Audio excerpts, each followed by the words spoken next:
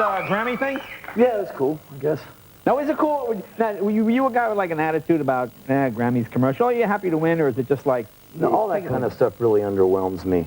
Yeah. You know, all these press people are like, so man, how do you feel? I'm all right, I guess. You know? Yeah.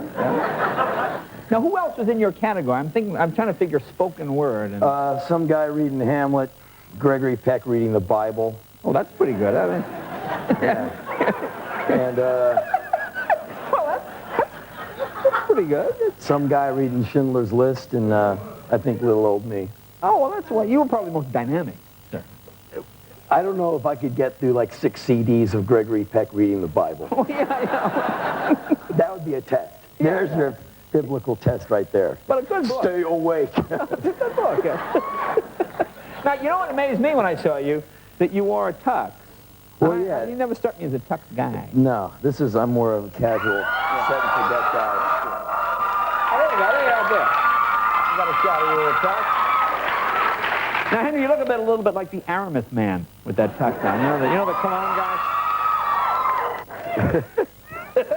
Is all those women screaming at me I looked hot or something? No, the guy called me and said, we want you on the Grammys. What do you think? I said, well, I guess, whatever. I'll call the rest of the guys in the band and see if they want to do it. And so everyone did. And he said, well, I want you to come out and rah, be wild. And I said, well, I'll come out in a tuxedo. All my boys will come out in tuxes. Can you live with that? And he had to think about it. Yeah. And Ken came back and said, yeah, we can rock the tux thing. I wasn't going to come out there in anything less than looking... No, you look good. ...as cool as you can in rented clothing. Right. But you save money on the shoes. Yeah. Because you like to work barefoot, right? Yeah. I always show up to work with no shoes on, yeah. Yeah. The best thing about that was kicking, coming rip-roaring out of there and watching the faces of all these millionaires in the front row. Like, all these people's moms and stuff, their faces look like someone just, like, slapped them. I think I saw Springsteen's mom and his wife. It was like 2.5 minutes, right? And then he'll leave, Because they're like, But see, you talk about millionaires, but you're doing pretty good. You're making some dough. Now, what do you do with the dough that you make now? I buy computer gear and I put people in the studio and I give people advances so they can finish their book. Yeah, I know you got that publishing company. You do a lot of publishing company, stuff, yeah. 3 record companies, music publishing company. But do you splurge on anything for yourself? Anything like stupid motorcycles or? No, I don't even have any kind of transportation vehicle. And someone took well, I used to have a pedal bike and someone stole my tires, man. So they stole the tires? So last night there I am at 11:55 at the Lucky Market, in my soggy sweatshirt, humping my groceries home as much as I can carry in 2 hands. You're like, what's he doing? Now, why don't you get yourself a car? My friends, never feel sorry for someone like me. Why don't you get yourself pick up $100? Because I'm never home. I spend most of my year on the road, and I don't want this thing rotting in my driveway. Yeah.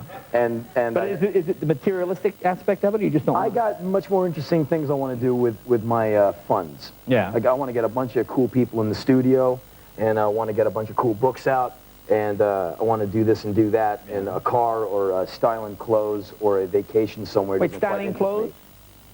Well, I mean, I've been doing this movie recently where we all jump in Versace suits. Right. And since they rent them from the place, they borrow them before they buy them. Right. The price tags are still on. So I'm in wardrobe putting on T-shirts. I'm like, $124? Like, whoa, it's just a T-shirt. Right, right. I mean, I didn't even pay for this one. I got it for free. But it's all like $8 worth of shirt. I put on a $500 shirt the other day. $2,200 suits. I've never worn a suit in my life outside my little military uniform I had at school, and it was hilarious. I'd much rather put $500 somewhere else. How can you wear a $500 suit when there's Vietnam vets living in the park? Well, that's you know what I mean? What you're saying. Yeah.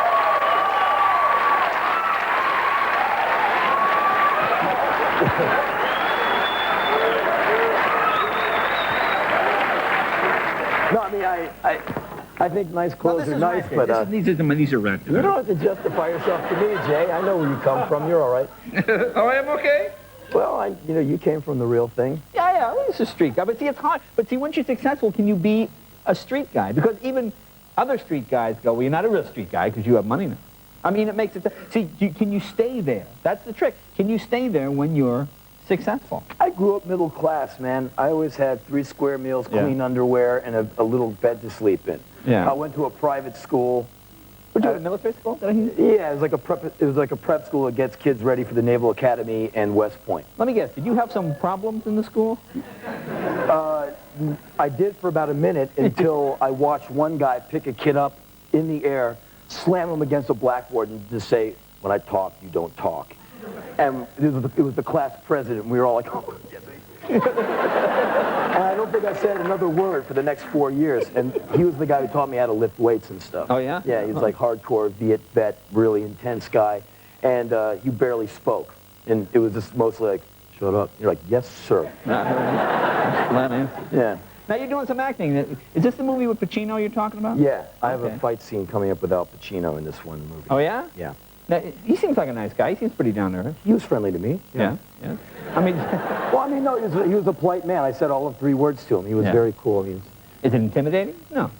Yeah. Well, I was sitting next to him at this table, and I've been a fan of him since I don't remember. I mean, I never missed a film he's in because I think he's one of the greatest actors of all time.